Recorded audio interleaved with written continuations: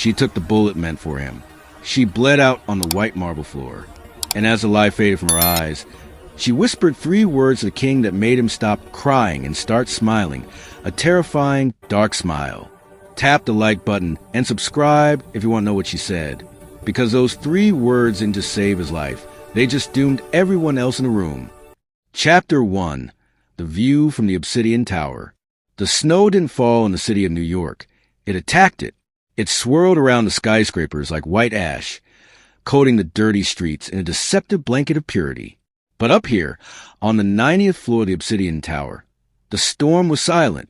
Adrian, the Vampire King of the East Coast, stood by the floor-to-ceiling glass. His reflection was faint, ghost-like against the backdrop of the glittering city lights below. He wore a tailored Italian suit that cost more than most humans earned in a decade, yet he felt hollow. For centuries, this view had been his only companion. The cold glass against his forehead was the only touch he allowed himself. He was the predator, the ruler, the monster in the high-rise. Until the elevator dinged. He didn't need to turn around. He could hear the heartbeat. It was a rhythm he had memorized, a frantic, warm, terrifyingly human thumping that drowned out the city noise. "You're brooding again," a voice said, soft, teasing. Maya. She walked into the room carrying a box of tangled Christmas decorations, looking ridiculously out of place in his monochrome, sterile penthouse. She wore an oversized wool sweater that swallowed her small frame. She was mortality wrapped in joy. She was the one thing the ancient laws strictly forbade him from touching. "I am not brooding," Adrian lied, his voice a low rumble that seemed to vibrate through the glass. "I am strategizing." "Well, strategize how to help me untangle these lights," she said, dumping the box on his leather sofa. "Because if we're going to hide from the world, Adrian, we're going to do it with festive cheer." He turned then. The hunger in his chest flared, not for blood, but for her. He knew the council was watching. He knew his brother was plotting.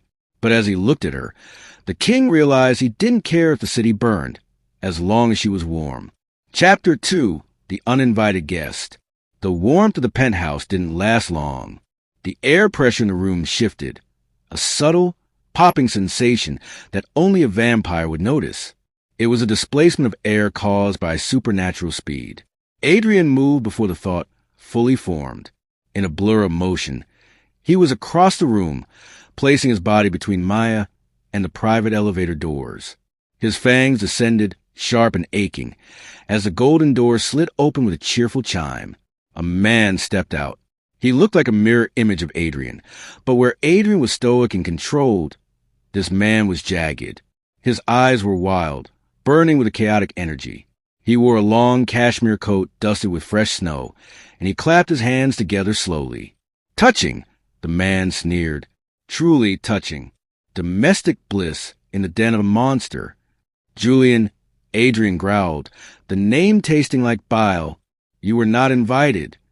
Julian stepped into the penthouse, ignoring the threat. His eyes locked instantly on Maya, who peeked out from behind Adrian's shoulder. She didn't tremble, but Adrian could feel her pulse spiking, a rapid thump-thump-thump against his back. "So this is the pet," Julian said, walking toward the liquor cabinet and pouring himself a drink without asking. "The little human who made the great King Adrian forget 3,000 years of tradition. The council is confused, brother. They wonder, has the king gone mad, or has he just gone soft?" "Leave," Adrian commanded. The lights in the room flickered as his aura expanded, darkening the corners of the penthouse. "Walk out, Julian, or I will throw you out the window. And it is a very long fall." Julian laughed, sipping the amber liquid. "I'm just here to deliver a Christmas card, brother. A warning. You can play house with your food if you want. But the winter solstice is coming. And you know the rules. If a king mates with a human, the king is no longer fit to rule." He set the glass down, the sound echoing like a gunshot. "Enjoy her while she lasts, Adrian. Fragile things break so easily in the winter." Chapter 3. Blood on the Mistletoe. After Julian left, the silence in the penthouse was suffocating. The festive joy Maya had brought in with her box of lights had evaporated, replaced by a creeping, icy dread. Maya stood near the fireplace, her arms wrapped tight around her body. She wasn't naive.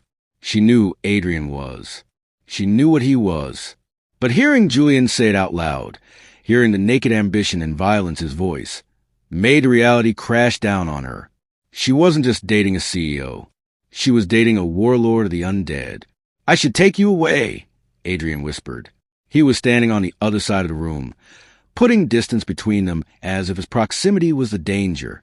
There are safe houses, places in Europe where the council's eyes don't reach. "I can fly you there tonight." "And leave you?" Maya asked, turning to face him. Her voice shook, but her chin was high.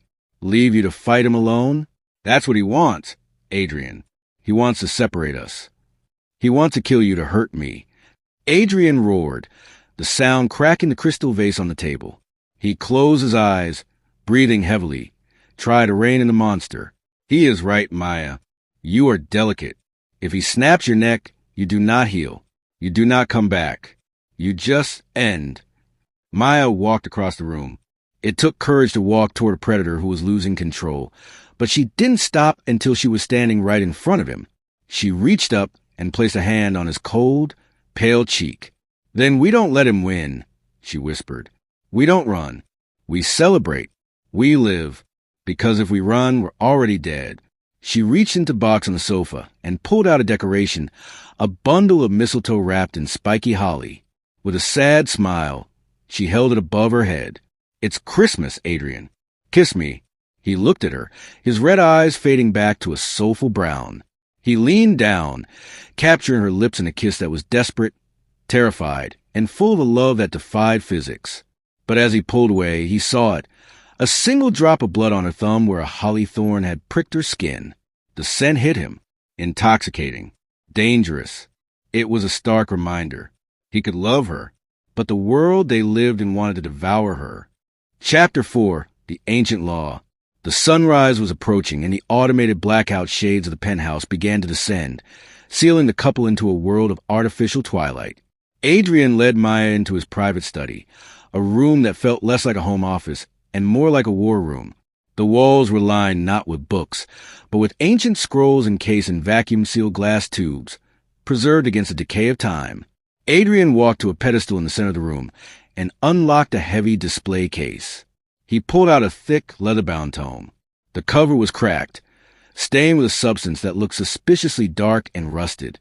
"You asked why they hate you," Adrian said, his voice devoid of emotion, though his hands gripped the book tight enough to whiten his knuckles. "It is not just hatred, Maya. It is law, the Crimson Codex." He opened the book. The pages were made of vellum, human skin, and the text was written in a jagged, archaic dialect. Adrian ran a long, pale finger down the page. "Article 7, he translated, not needing to look at the text. "The blood of the king must remain pure. To bind oneself to the cattle is to succumb to madness. A king who shares his throne with a mortal invites the rot into the kingdom. He shall be cleansed by fire, and the mortal shall be drained to the last drop to purify the lineage." Maya felt a chill that had nothing to do with the winter air conditioning. "Cattle," she whispered. "That's what we are to them. Livestock." "To Julian?" "Yes." "To the council?" "Yes." Adrian slammed the book shut, the sound echoing like a gavel strike. "They do not see a wife, Maya. They see a contagion. By claiming you, I haven't just broken a rule. I have committed heresy. They believe that if I love you, I cannot lead them. They think my mercy is a sickness." He turned to her, his eyes burning with a fierce intensity. "But they forget one thing. I did not become king because I follow rules. I became king because I was the strongest monster in the dark." Chapter 5, A Gift of Mortality. Later that afternoon, while Adrian slept in the hyper-oxygenated coffin room he used to restore his strength during daylight hours, Maya sat alone in the vast living room. The silence of the penthouse was deafening. She felt the weight of the Crimson Codex pressing down on her mind. She looked out the gray, snowy sky. Down there, millions of people were rushing to buy last-minute gifts, drinking hot cocoa, and arguing about where to put the tree. Up here, she was discussing ancient execution laws. She reached into her pocket and pulled out a small velvet box. She had snuck out 2 days ago, before Julian's arrival, to buy it. It felt heavy in her palm. She walked to the heavy oak door of Adrian's resting chamber and waited. When the sun finally set and the automatic locks clicked open, Adrian emerged. He looked refreshed, his skin luminous, but the worry lines returned the moment he saw her face. "Maya, I have something for you," she said quietly. She handed him the box. Adrian took it hesitantly. Vampires did not typically exchange gifts. They traded favors or territories. He opened the lid. Inside sat a vintage pocket watch, silver and intricate, its gears visible through a crystal face. It was ticking softly, a steady, rhythmic heartbeat. "A watch?" he asked, confused. "I have eternity, Maya. Time means nothing to me." "That's why I bought it," she replied, stepping closer. "Because my time doesn't mean nothing. I don't have eternity, Adrian. I have 50, maybe 60 years left. Every tick of this watch is a second I'm giving to you. It's a reminder that we don't have forever to figure this out. We have now." Adrian stared at the watch. For the first time in centuries, the concept of time terrified him. He realized that while he was static, she was fleeting. She was a candle burning down in a drafty room. He snapped the watch closed and gripped it in his fist. "Then I will make every second count," he vowed. "I will burn the world down before I let them steal a single tick of your time." Chapter 6. The Invitation to the Christmas Gala. The sentiment of the watch was shattered exactly 3 hours later. They were in the kitchen. Maya was attempting to make a normal dinner, while Adrian drank a synthetic blood substitute from a crystal tumbler, when the security system chimed. It wasn't the alarm. It was the priority delivery notification. There was no courier, no drone, just a sleek, black envelope lying on the marble kitchen island, as if it had materialized out of thin air. The paper was thick, textured like velvet, and sealed with wax the color of dried blood. The crest of the High Council was stamped into it, a serpent eating its own tail. Adrian froze. He hadn't heard anyone enter. That meant the messenger was ancient, powerful enough to bypass his sensors. He picked up the envelope with 2 fingers, sensing the magic woven into the paper. He ripped it open. Inside was a card embossed with gold leaf. "What is it?" Maya asked, turning off the stove. The smell of burning garlic filled the air, but neither noticed. Adrian read the card aloud, his voice dropping an octave. "The High Council of the North American Coven requests the honor of King Adrian and his consort at the Winter Solstice Gala. Midnight. The Sanguine Vaults." He looked up, his face pale. "It's not an invitation, Maya. It's a summons. And they address you as consort. They have formally recognized you. That's good, right?" Maya asked, her voice trembling slightly. "No," Adrian said, crushing the heavy card in his hand until it turned to dust. "If they ignored you, you were just a mistake. By naming you, they have put you on the board. They are inviting us to the lion's den, Maya. They want to see if I'm strong enough to protect you in a room full of killers, or if Julian is right and I am too weak to hold a crown." He looked at the dust falling from his hand. "Get your coat. We need to go shopping. If we are walking into a trap, you're going to look like a queen when we spring it." Chapter 7. Whispers in the Boardroom. The headquarters of Obsidian Holdings was a fortress of glass and steel in the financial district, a monument to Adrian's integration into the modern world. He didn't just rule the night. He owned the infrastructure of the day. But as he walked into the boardroom for the emergency quarterly meeting, the atmosphere was thick with a tension that had nothing to do with stock prices. 12 members sat around the long mahogany table.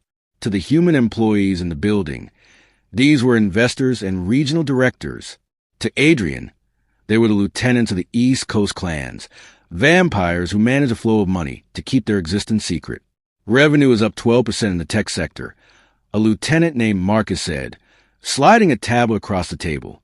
Marcus was old, his eyes milky with cataracts that didn't hinder his sight, but his tone was insolent. "However, risk assessments are troubling. Confidence in leadership is shaking, my king." Adrian didn't look at the tablet. He leaned back in his chair, steepling his fingers. "Speak plainly, Marcus." I do not have patience for corporate metaphors today. Very well, Marcus smiled, revealing teeth that were slightly too sharp. The clans are restless. Julian has been making rounds. He promises a return to the old ways. No more hiding in boardrooms. No more mingling with the food supply. He glanced meaningfully at the empty chair beside Adrian, the space where a queen would sit if she were immortal. They say you are distracted. They say your human pet has made you vulnerable. If stock prices drop, we fire the CEO. If a king falters, Adrian interrupted, his voice dropping to a subsonic growl that vibrated the water in the crystal pitchers. He reminds his subjects why he wears a crown. In a flash of movement too fast for the security cameras to capture, Adrian was at the other end of the table. He had Marcus by the throat, lifting him one-handed off the floor. The other 11 members didn't move. They watched, calculating. Julian promises you the old ways? Adrian hissed, his grip tightening until marble-hard skin began to crack. The old ways involve heads on spikes, Marcus. Do not mistake my tailored suit for civility. I am still the monster who carved this city out of the wilderness. Remind the clans of that.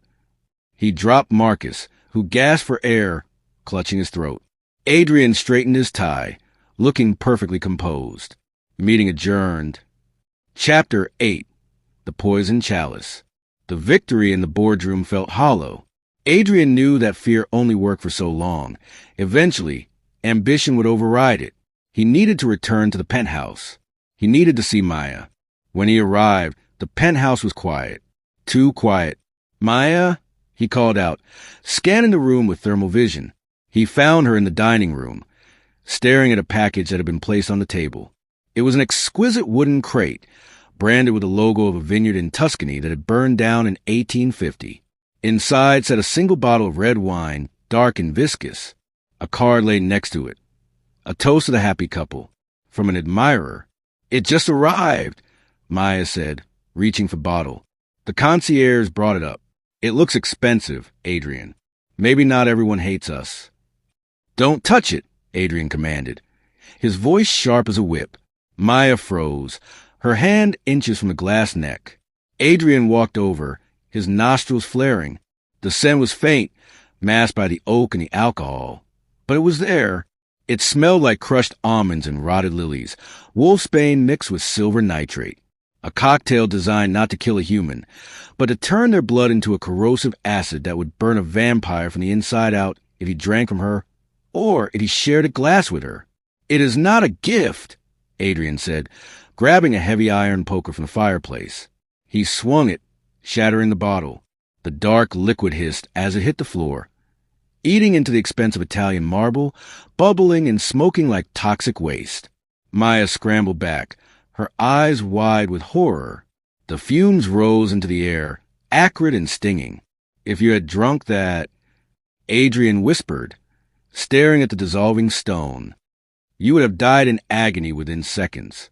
And if I had tried to save you, if I had tried to turn you, I would have died with you. He turned to her, and for the first time, Maya saw true fear in the king's eyes. The concierge was glamored. They are not just watching us. Maya, they are in the building. Chapter 9. No Place to Hide. The illusion of safety was shattered. The obsidian tower, once their impenetrable fortress, was now a cage. We cannot stay here tonight, Adrian said, moving with military precision. He was packing a tactical bag, not with clothes, but with cash, passports, and weapons. The gala is in 2 days. If they are bold enough to send poison to my dining table, they will be bold enough to send a hit squad while we sleep. Where do we go? Maya asked, shoving her essentials into a backpack. Her hands were shaking, but she forced them to work. A hotel? The safe house in Hamptons. Predictable. Adrian snapped, checking the magazine of a silver-plated handgun. Julian knows my properties. He knows my security codes. We need to go somewhere he would never look. Somewhere entirely human. They took the service elevator down to the basement garage, bypassing the luxury sedans and limousines. Adrian led her to a dusty, nondescript sedan in the corner, A car unregistered to any corporation, bought with cash years ago for emergencies. As they pulled out of the garage and into the snowy New York night, the paranoia set in. Every pair of headlights in the rear view mirror looked like eyes watching them. Every shadow stretching across the street looked like an assassin. Maya watched the GPS. Adrian, you're not driving to a safe house. You're driving to Queens. Exactly, Adrian said, his eyes scanning the rooftops as he drove. The clan ignores the boroughs. They think them beneath their notice. We will stay in a motel. We will eat from vending machines. We will be small, dirty, and invisible. Suddenly, a black SUV swerved out an alleyway, blocking the road ahead. Two more pulled in behind them, boxing them in. The windows of the SUVs rolled down, revealing men in tactical gear, holding crossbows loaded with ashwood stakes. Hold on, Adrian said, his voice calm and deadly. He didn't brake. He slammed his foot on the accelerator. The sedan roared, the engine whining in protest. Adrian wasn't trying to outrun them. He was turning the car into a battering ram. Get your head down, Maya. Crash. Metal screamed against metal as Adrian drove straight to the blockade, spinning the lead SUV into a snowbank. The back window shattered as a bolt flew through the cabin, embedding itself in the dashboard inches from the radio. But they were through. Adrian drifted the car around the corner, tires screeching on the ice, and merged onto the highway, disappearing into the flow of traffic. They found us, Maya breathed, pulling glass shard for her hair. No, Adrian corrected, gripping the steering wheel until the leather cracked. They were waiting for us. We have a mole, Maya, and I am going to kill him. Chapter 10, The Midnight Vow. The Starlight Motel in Queens was a far cry from the penthouse. The wallpaper was peeling. The neon sign outside buzzed with an irritating flicker, and the heater rattled like a dying engine. But as Adrian shoved the heavy dresser in front of the door to barricade him in, Maya realized it was the first time she felt truly close to him. There were no servants, no security systems, no grandeur. Just them. Adrian sat on the edge of the sagging mattress, his head in his hands. The stress was etching lines into his immortal face. I have failed you, he murmured. I am a king with armies, yet I have brought you to a hovel to hide like a criminal. Maya knelt before him, taking his cold hands in hers. You didn't bring me here to hide. You brought me here to survive. She looked at the cheap digital clock on the bedside table. It was 11:55 p.m. In 5 minutes, it's technically Christmas Eve. The gala is tomorrow night. She reached into her backpack and pulled out a simple silver chain she usually wore. She wrapped it around her wrist, then took his hand and wrapped the other end around his. A hand fasting. We don't need a priest, Adrian. And we definitely don't need the council's permission, she whispered. Marry me, right here, with the neon lights and the sirens outside. Let's make it real before we walk into that fire. Adrian looked at the makeshift binding. His eyes softened, the red hue fading completely. In the old tongue of vows binding on the soul, he said, his voice thick with emotion, if I pledge myself to you, Maya, I am yours until the last star burns out. Even death cannot break a bond of blood and spirit. I'm counting on it, she smiled, though tears pricked her eyes. Then I, Adrian, take thee, Maya, he whispered, leaning his forehead against hers. To be my queen, my heart, my mortality. They kissed as the clock struck midnight. Outside, a police siren wailed, but in that dirty motel room, the air shimmied with magic older than the city itself. They were bound. Now, they just had to survive long enough to live it. Chapter 11, The Architect of Death. The romantic haze of the wedding vows faded as the sun began to rise. The reality of their situation sat on the room like a lead weight. They couldn't stay in the motel forever. Julian had the resources of $1 billion empire and the nose of a bloodhound. We can't win a fight at the gala, Adrian said, pacing the small room. There will be hundreds of them. Even if I kill Julian, his guard will tear you apart before his body hits the floor. They want a show. They want to see the human break. Maya sat on the bed, toying with the empty vial she had found in Adrian's tactical bag. a healing serum. They want to see me die, she said slowly. The gears in her mind were turning. That's the only way this ends, isn't it? The council won't stop hunting us until they see a corpse. Adrian stopped pacing. He looked at her, horror dawning on his face. No, do not say it. Think about it, Adrian, she pressed, standing up. If I'm dead, the hunt stops. Julian claims victory. He gets sloppy. He thinks he's won. I will not let you die. Adrian roared, the windows rattling in their frames. I didn't say I would die, Maya said, her voice steady. I said I would give them a corpse. She walked over to him. You told me once about a paralytic, a toxin from the 14th century used to feign death during the Inquisitions. It stops the heart, drops body temperature to match the ambient room.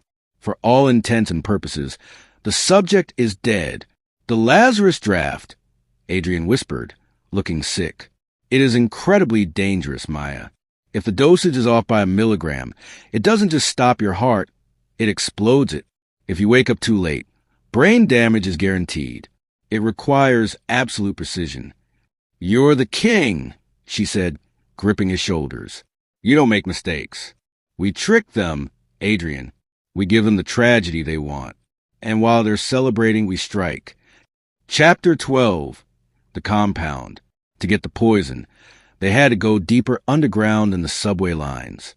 They drove the battered sedan to the industrial waterfront Brooklyn, an area filled with rusted shipping containers and abandoned warehouses. Adrian stopped the car in front of a dilapidated chemical plant that had been condemned in the 80s. The alchemist who lives here was exiled from the council 50 years ago. Adrian explained as they walked through the snow toward a rusted iron door. He creates things that are forbidden, drugs that allow vampires to walk in the sun, and poisons that can kill the unkillable. Adrian knocked. A complex rhythmic code. A slot in the door slid open, revealing a pair of yellow, reptilian eyes. The king, a raspy voice hissed, and his lunch. My wife, Adrian corrected, his tone promising violence as the insult was repeated. Open the door, Silas. We need the nightshade distillate. Specifically, the Lazarus variant.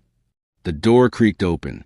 Inside, the warehouse was a chaotic laboratory of bubbling beakers, dried herbs hanging from the ceiling, and high-tech centrifuges. Silas, a hunched figure in a stained lab coat, scurried ahead of them. Lazarus, Silas cackled, rummaging through a cooling unit. Risky business, Your Majesty. You want to play possum?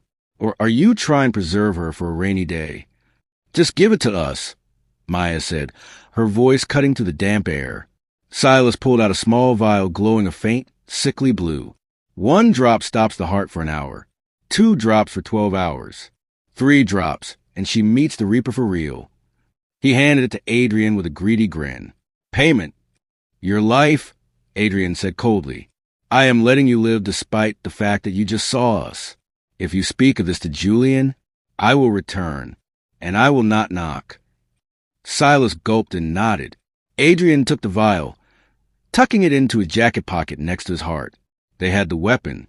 Now, they just had to pull the trigger on the woman he loved. Chapter 13. The Eve of Destruction. The Starlight Motel bathroom was hardly a royal dressing room, but the transformation taking place inside was nothing short of miraculous. Maya stood before the cracked mirror, smoothing the fabric of her gown. It was a deep blood-red silk, chosen not for fashion but for function. It would hide the blood she was about to shed. Adrian stood in the doorway, holding a small, gel-coated capsule in his palm. The Lazarus draft. The casing is organic, Adrian explained, his voice tight.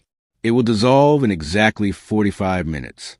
Once it hits your bloodstream, you have 30 seconds before paralysis sets in, then 10 seconds before your heart stops. Maya took the capsule.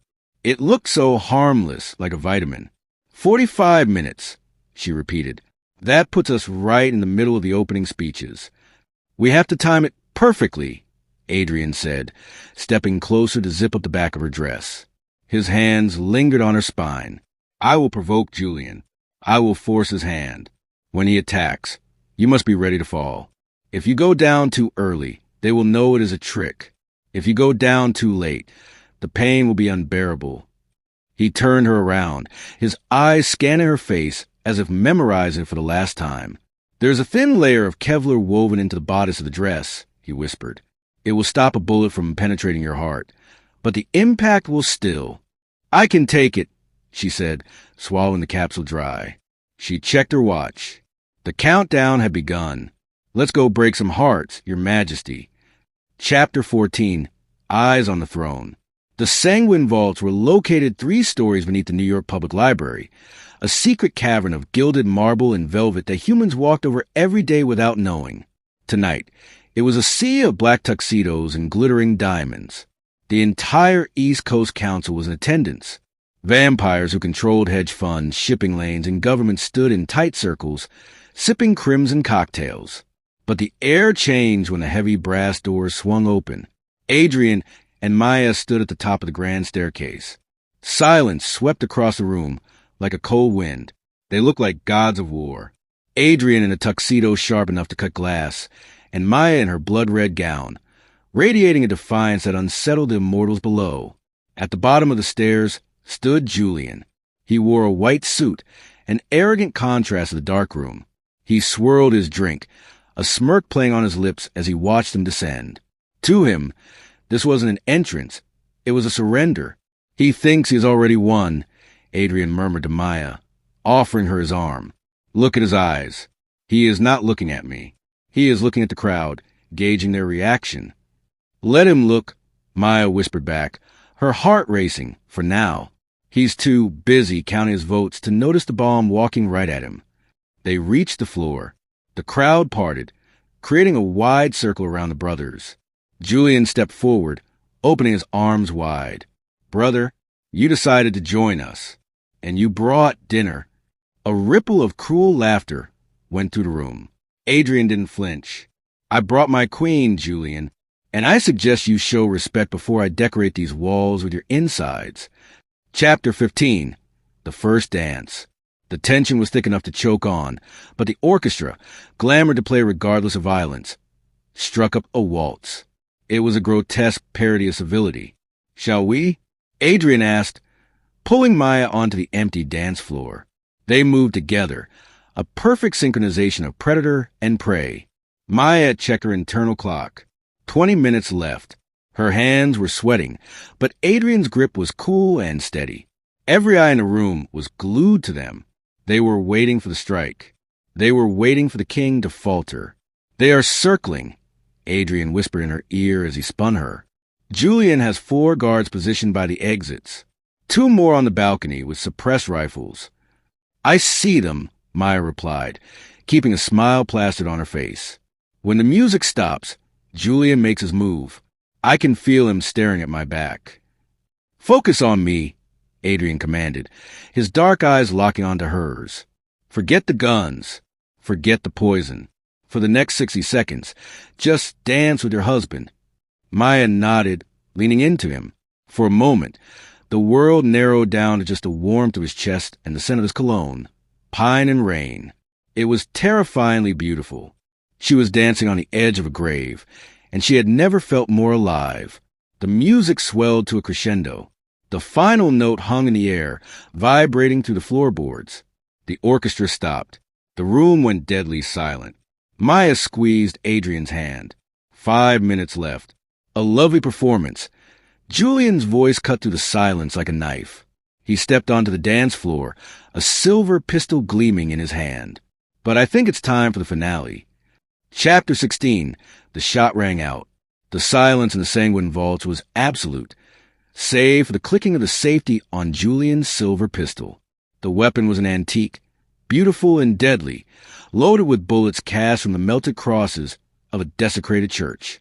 "You have broken every law, Adrian," Julian announced, his voice booming to the back of the cavernous hall. "You brought a human into the inner sanctum. You polluted our bloodline with your sentimentality. And now you stand there and expect us to bow." Adrian stepped in front of Maya, shielding her with his body. His posture was relaxed, but Maya could feel the tension radiating off him like heat. "I expect you to lower the weapon, Julian, before you make a mistake you cannot unmake." "The only mistake," Julian sneered, was letting you live this long. He didn't aim at Maya. He aimed at Adrian's heart. The crowd gasped. Regicide was rare.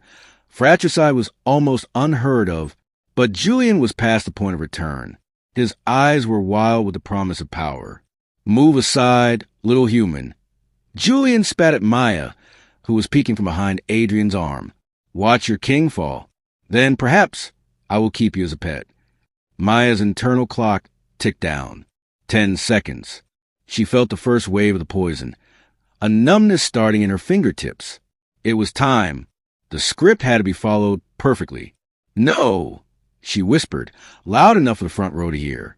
Julian's finger tightened on the trigger. So be it. Chapter 17. The Sacrifice. The world seemed to slow down into a terrifying, gelatinous crawl. Maya saw the muscles in Julian's forearm contract. She saw the hammer of the gun fall. She didn't think. She just moved. With a strength fueled by adrenaline, she shoved Adrian aside, catching him off guard, and threw herself into the path of the bullet. Bang! The sound was deafening, magnified by the stone walls of the vault. The bullet struck her directly in the chest. The hidden layer of Kevlar stopped it from piercing her heart, but the kinetic energy was like being hit by a sledgehammer. She felt a rib crack with a sickening snap. The air was forced from her lungs in a choked gasp. She was thrown backward, crashing onto the polished marble floor. Pain exploded in her chest, hot and searing, but it was instantly followed by a rushing, overwhelming cold. The Lazarus draft. The capsule had fully dissolved. The cold swept up her arms, down her legs, and wrapped around her throat. Her vision tunneled. She looked up and saw Adrian's face hovering over her, a mask of pure, unadulterated terror. "Maya!" he screamed, a sound that ripped to the soul of every vampire in the room. She tried to speak, to tell him it worked, but her lips wouldn't move. The paralysis locked her muscles. Her eyelids grew heavy as lead. The last thing she heard was the thud of her own heart beating once, twice, and then nothing. Silence. Chapter 18. A King Broken. Adrian fell to his knees, sliding across the floor to gather Maya into his arms. His hands were covered in the red silk of her dress, now darkening with the bruise blossoming beneath it. "Maya? Maya!" He shook her. Her head lolled back, limp and heavy. He pressed his ear to her chest. Nothing. No rhythm. No breath. No warmth. The Lazarus draft had done its work. To the senses of a vampire, she was a corpse. Her body temperature was plummeting to match the ambient air. The scent of life was gone. For a moment, Adrian forgot the plan. The horror of it, the feeling of her dead weight in his arms, felt too real. A roar built his chest, a primal sound of grief that shattered the crystal chandeliers overhead. Glass rained down on the crowd like jagged snow. He looked up at Julian, his eyes bleeding black with rage. "You killed her," Adrian whispered, his voice trembling. Julian lowered the gun, looking stunned. He hadn't expected the human to jump. He hadn't expected the sacrifice.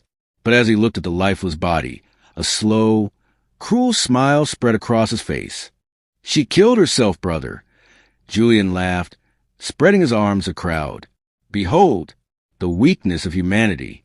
They break so easily." Adrian buried his face in Maya's neck, sobbing dry, tearless heaves. He wasn't acting anymore. He was channeling every nightmare he had ever had. He stood up, lifting her body effortlessly in his arms. He looked at the council, broken, defeated. "Take the crown." Adrian spat at Julian. "Take the city? It is all ash to me now." He turned and walked out of the hall, carrying his dead queen into the night, leaving a stunned silence in his wake. Chapter 19. The Cold Slab. They didn't go to a hospital. Adrian drove the sedan like a hearse, slow and silent, to a private underground facility beneath the foundations of the old St. Patrick's Cathedral, a safe house he had built for a doomsday scenario. The room was sterile, tiled in white subway brick, illuminated by a single buzzing fluorescent light. In the center stood a steel medical table. Adrian laid Maya down gently. She was terrifyingly still. Her skin had turned a pale, waxen gray. To any doctor, to any monitor, she was dead, He ripped the ruined red dress open, revealing the bruising across her chest where the bullet had impacted the Kevlar. The rib was definitely broken. The skin was purple and swollen. But that wasn't what terrified him. It was a silence. He looked at the digital clock on the wall. 2 hours since ingestion. The Lazarus draft had a strict window. If her heart didn't restart within the next 20 minutes, the stasis would become permanent. The brain would starve. She would truly be gone. Adrian paced the small room, his hands shaking. A tremor he hadn't felt since he was turned in 1452. He was a king of the East Coast, a creature of immense power. Yet he was utterly helpless against simple biology. "Come back to me," he whispered, gripping the edge of the steel table until the metal warped under his fingers. "You promised, Maya. You promised to live." He uncorked a vial of adrenaline and smelling salts, the wake-up kit Silas had given them. He held it under her nose. Nothing. Not a twitch. The silence stretched on, heavy and suffocating, as the clock ticked down. Chapter 20. Julian's Coronation. While Adrian prayed to a god he had long abandoned, the mood at the Obsidian Tower was electric. Julian sat in Adrian's chair at the head of the boardroom table, his feet resting disrespectfully on the polished mahogany. The bottle of rare whiskey he held was already half empty. The council members, those who had bowed to Adrian just days ago, were now lining up to kiss Julian's ring. The era of weakness is over. Julian shouted, raising a glass. My brother was a fool. He let a human heart rot his ambition. He let a fragile little girl destroy his empire. The room erupted in sycophantic applause. What of Adrian? Marcus asked, stepping forward. He left with the body. Should we pursue? Let him rot. Julian laughed, swirling the amber liquid. He is broken, Marcus. Did you not see him wailing? He has no fight left in him. He will bury his pet, and then he will likely walk into the sunrise to end his misery. He is no longer a king. He is a widower. Julian stood up and walked to the window, looking out at the snow-covered city that was now his. He saw the lights, the millions of beating hearts below, and he didn't feel stewardship. He felt hunger. Tomorrow night, Julian declared, his reflection grinning in the glass, we tear up the treaties. We stop hiding in the shadows. New York is a feeding ground, and I am opening the gates. He didn't know that beneath the city, in a cold white room, the broken widower was about to get his fight back. Chapter 21. The Heartbeat.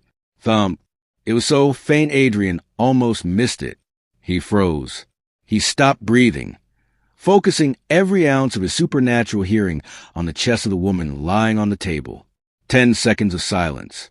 Then, thump. Louder this time. Stronger. Maya's body jolted. Her back arched off the steel table as her nervous system rebooted with violent electrical shock. She gasped, a desperate, wet sound of air rushing into collapsed lungs. Maya! Adrian was there instantly.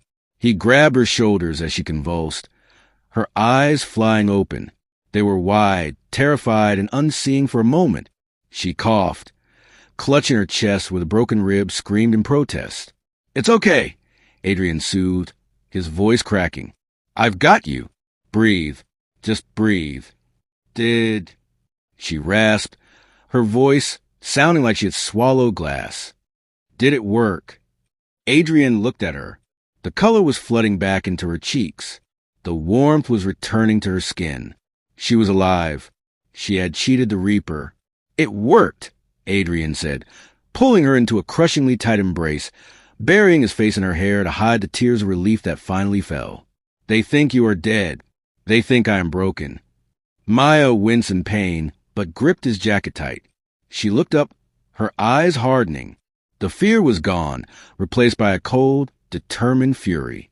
Good, she whispered. Then they won't see us coming. Adrian pulled back. The grief in his face vanished, replaced by the terrifying, predatory mask of the king. No, he agreed, helping her sit up. They won't. Chapter 22. Shadows in the Snow. The coronation party at the Obsidian Tower was in full swing. Julian had thrown open the doors to the wildest elements of the vampire underground. The penthouse was crowded, loud, and reeked of excess. The snow outside was falling harder now, a whiteout blizzard that battered against the glass walls. Julian stood on the balcony, laughing with a group of sycophants. "To the new regime," he toasted. The lights flickered. Not a strobe effect. A power failure. The music died instantly. The emergency lights didn't kick on. The entire tower was plunged into absolute, suffocating darkness. "What is this?" Julian snarled, his eyes adjusting to the gloom. "Get the generator running." Then the elevator dinged. It was the only light in the room, the soft golden glow of the elevator cabin. The door slid open. Adrian stepped out. He wasn't wearing the torn suit of a grieving widower. He was dressed in tactical black armor, a long sword strapped to his back, looking like the warlord he was born as. The room gasped. "You should have checked the security protocols, Julian." Adrian's voice boomed, amplified by the acoustics of the silent room. "I built this tower. I control the darkness. You are alone." Julian laughed nervously, backing up. "You are one broken man against an army." "He is not alone." A female voice cut through the dark. From behind Adrian, Maya stepped into the light. She wore a white coat over her ruined red dress, looking like a vengeance spirit risen from the snow. She wasn't a ghost. She was warm, breathing, and furious. "And he is not broken," she added. Chapter 23. The Brothers Fall. The sight of the dead woman walking sent a wave of superstitious terror through the room. The council members backed away, whispering, "Did she heal? Is she immortal? Is she a witch?" Julian's face went pale, then red with rage. "It's a trick!" he screamed, grabbing a sword from a decorative mount on the wall. "She's human. Bleed her and she dies." He charged. Julian was fast, a blur of motion aiming straight for Maya. But Adrian was faster. He didn't draw his sword. He caught Julian's blade with his bare hand, the steel slicing into his palm, but he didn't flinch. He wrenched the weapon from his brother's grip and snapped the blade over his knee with a sound like a gunshot. "You ruled for 6 hours, Julian," Adrian growled, grabbing his brother by the throat and lifting him off the ground. "And in that time, you showed them only chaos." Adrian threw Julian across the room. He crashed into a floor-to-ceiling window. The glass, already stressed by the blizzard, spider-webbed. "You wanted the throne?" Adrian walked toward him, the broken glass crunching under his boots. "You wanted to be king? A king protects his own. You tried to kill the only thing that keeps this kingdom from burning." Julian scrambled up, looking for an exit, but he was backed against the fractured glass. "The council is with me," he shrieked. "The council follows strength." Marcus spoke up from the shadows, stepping aside to clear Adrian's path. "And you, Julian, look very weak right now." Adrian stopped inches from his brother. "The old ways," Adrian whispered. "You wanted them back? Fine." He kicked Julian in the chest. The force shattered the weakened window behind him. The wind howled into the room. Julian screamed as he fell backward, tumbling out of the penthouse, disappearing into the snowy abyss of the New York skyline. Chapter 24. Eternity in Winter. The wind whipped through the broken window, freezing the room, but no one moved to close it. The usurper was gone. The coup was over. Adrian turned to the room. He didn't need to speak. The council members dropped to one knee, heads bowed in submission. They weren't bowing to a corporate CEO anymore. They were bowing to the Alpha. But Adrian didn't look at them. He walked straight to Maya. She was shivering, the adrenaline fading, leaving her exhausted and in pain from her broken rib. Adrian scooped her up into his arms, shielding her from the cold wind with his body. "Clear the room," he commanded over his shoulder. "Everyone out." Within seconds, the penthouse was empty. The silence returned, not the silence of death, but of peace. Adrian carried her to the fireplace, where the embers were still glowing. He set her down on the sofa and knelt before her, taking her hands. He pulled out the pocket watch she had given him. The glass was cracked from the fight, but it was still ticking. "You kept it," she whispered. "I told you," he said, kissing her knuckles. "Every second." He looked at the snow falling outside, then back at her. "They will never question you again. You died for me. You came back for me. To them, you are no longer human, Maya. You are a legend. Maya smiled, leaning her head against his shoulder as the sun began to crest over the horizon, painting the snow in shades of pink and gold. It was Christmas morning. I don't want to be a legend, she murmured, closing her eyes.